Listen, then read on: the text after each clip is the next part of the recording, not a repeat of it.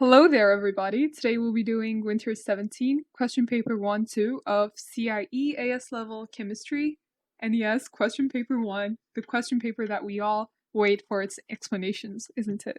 Okay, without any further ado, let's go.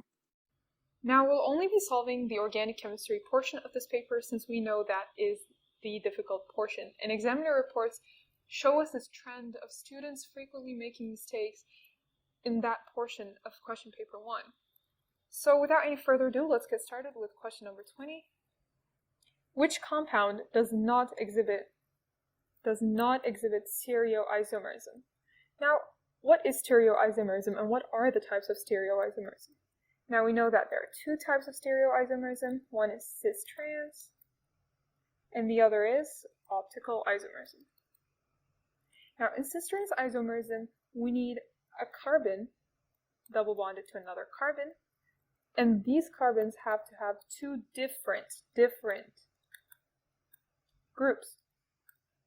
So for example, if this is CH3, this should be H, or anything else, not CH3 basically. Now how about optical isomerism? We know that we require a chiral carbon for optical isomerism, and that is a carbon atom attached to 4 other different atoms or groups. So different, it has to be different. Now let's look for the molecule that does not exhibit any of these characteristics. So let's look at this molecule. Can we see a double bond? No. But let's look for a chiral carbon then. So is this a chiral carbon? No, because it's attached to 3 hydrogen, 3 same atoms. So no. How about this one? Yes, this is a chiral carbon. And why is that? Because it's attached to 1 hydrogen, 2 a methyl group, 3 chlorine, and 4 CH2CHO. So there are 4 different groups, which makes it a chiral carbon, and hence it exhibits optical isomerism, which makes choice A wrong. Now let's go to B. We can see that there's a double bond here. Now this is actually the same structure I drew. So we can see that there are 2 different atoms and there's a double bond too, so it exhibits stereoisomerism, and hence B is wrong too. Now let's look at C. Let's look for a double bond. Is there a double bond? No. We can see that carbon completed its valency to 4 groups. Now let's look for a chiral carbon though. So is this a chiral carbon? Nope. Is this a chiral carbon? No. Is this a chiral carbon? Now you might be tempted to choose this as a chiral carbon, but notice that it's bonded to 2 chlorine, which does not actually make it a chiral carbon, and hence C seems like the right option. Let's take a look quickly at D. Oh, this is basically this. And we can see that it exhibits stereoisomerism, cis-trans isomerism, so D is wrong. So the answer is C. Now let's go to question number 21. The diagram shows the skeletal formula of citric acid. What is the molecular formula of citric acid? It's really important that you master the skeletal formulas. And why is that? Because first of all, they would bring you questions like these. And if you did not master the skeletal formulas, it's easy for you to lose marks in a relatively easy portion. And also in isomerism questions, you actually have to draw the isomers. And using the skeletal formula to draw the isomers would save you a lot of time. So let's take a look at the carbon atoms first. So 1 here, 2, 3, 4, 5, 6. 6 carbon atoms. Eliminate any choices without 6 carbon atoms.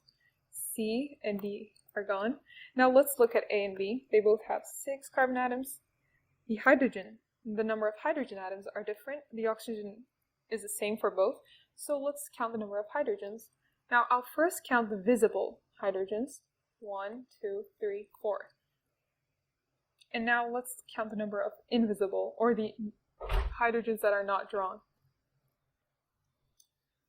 So we can see that here there's 2 hydrogens, and here there's 2 other hydrogen atoms.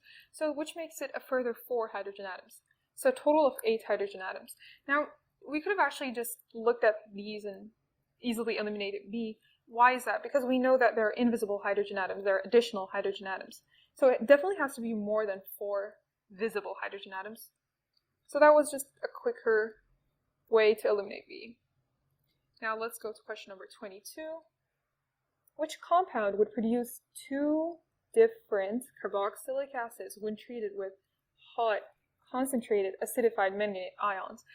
Now, let's look at the choices. They're all alkenes, and we know that when an alkene is oxidized using hot, concentrated acidified manganate ions, we get different products depending on the alkene itself. Now, to get a carboxylic acid, though, we know that the carbon, which is double bonded to another carbon, has to be attached to a hydrogen and another carbon.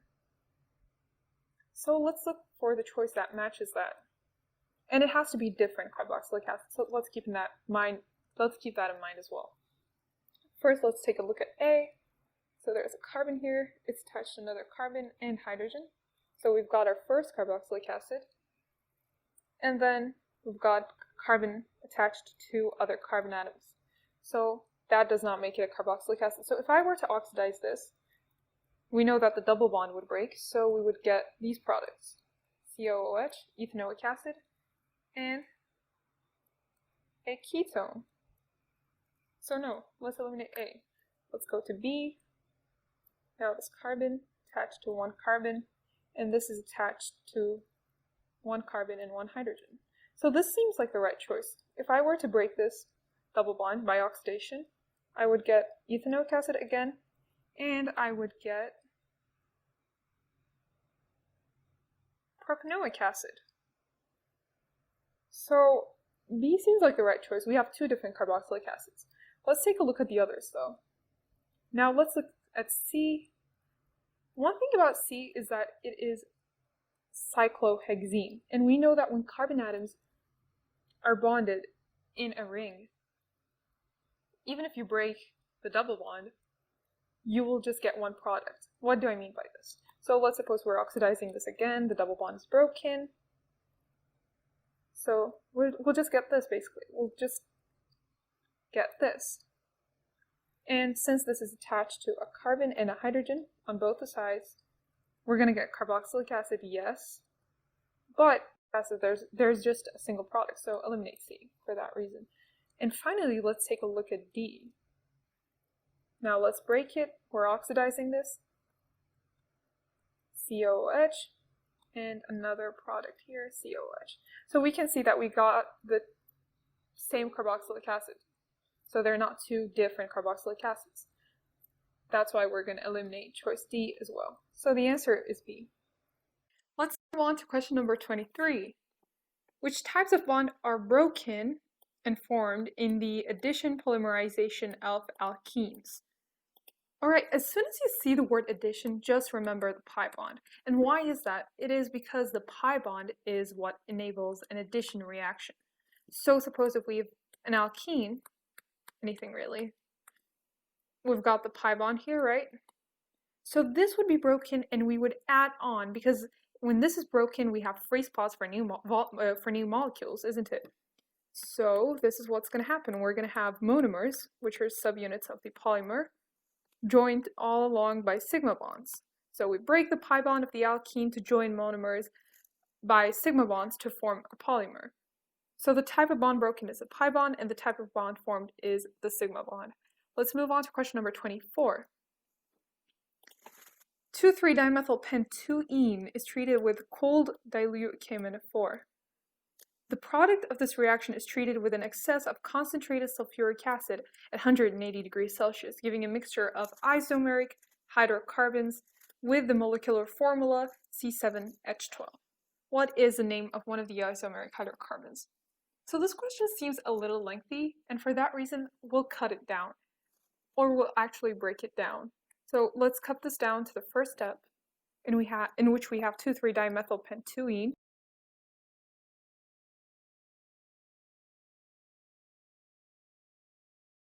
So this is our molecule, and in the first step, it's being oxidized by cold dilute KMnO4. And we know that any alkene, when it is oxidized by cold dilute KMnO4, yields a diol. And the pi bond is now broken. We've got a free spot.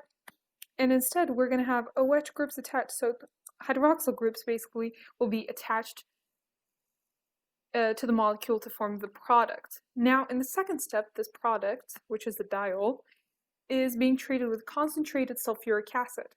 So concentrated sulfuric acid is a very strong dehydrating reagent. So the reaction that's going to occur here is dehydration, in which we remove water. We'll have our molecule, the diol, again, duplicate it, and I'll just erase all the rest. So we're going to have our diol being dehydrated, which is that the hydroxyl group, along with a hydrogen from adjacent carbon, will be removed from the molecule. Of course, both the hydroxyl groups. So since we have two hydroxyl groups, we're going to have two double bonds. Let's look at the choices now. First of all, while looking at the choices, the first step you should do is to eliminate the outstandingly wrong answers. And D stands out to me. And why is that? It's because it's 3,4. All the rest are 2,3. 3,4 dimethyl. Well, we originally had 2,3 dimethyl. It's impossible that we can have a product which has different positions of methyl groups. That's totally different. This cannot be yielded, and that's why we're eliminating D. Now let's go in order. A says 2,3-dimethyl penta 1,2-diene. So they're suggesting us that the double bond, so we're getting the hydroxyls removed, right? And instead we're having a double bond between the first and the second. So one hydrogen is also removed, and between the second and the third. Now, this is wrong. And why is that? Because you would notice that the carbon here is attached to 5 other atoms, or is having 5 sigma bonds, which cannot happen because maximum valency of carbon is 4. So eliminate A. Let's look at B, cis 2,3-dimethyl penta 1,3-diene. I'll leave that for now because it seems pretty fair. There's nothing wrong to me. So I'll see if C is more easily eliminatable. Is that a word, eliminatable? Anyways, let's look at C. C says 2,3-dimethyl penta 1,4-diene. So they're suggesting us that, again, there's a double bond between the first and the second, and between the fourth and the fifth carbon. So between the fourth and the fifth. So another hydrogen is removed. But you can instantly recognize that there's something wrong here, because the dehydration reaction takes place at the OH functional group.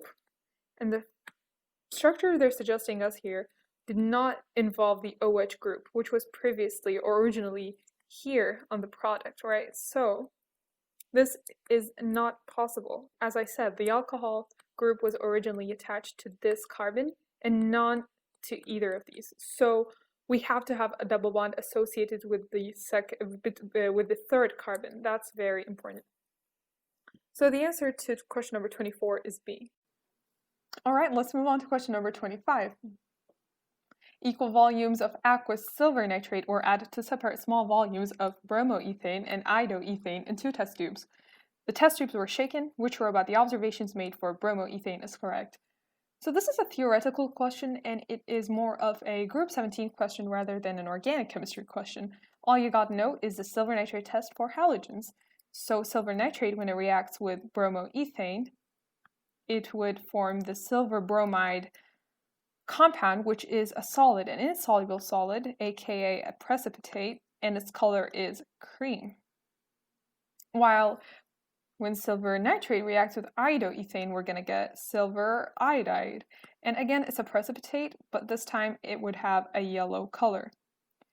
So due to the difference in colors that we get out of the precipitates, we use silver nitrate as a test to test which halogen is present in the particular compound. Let's see the question. They're asking us for the color of precipitate, which was cream in case of bromoethane.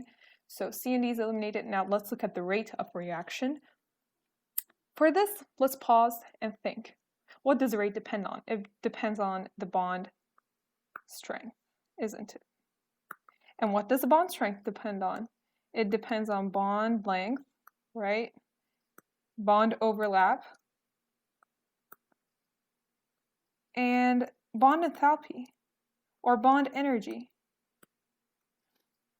So in case of bromoethane, the CBr bond, we've got a much smaller atom of bromine compared to iodine. So the bond length in the CBr bond is much smaller than the bond length here. So since the bond length is less in the CBr bond, we have a stronger bond because there's more overlapping. So again, a stronger bond and a higher bond enthalpy. So naturally, the rate of reaction would be much slower for CBr bond. So the answer is B.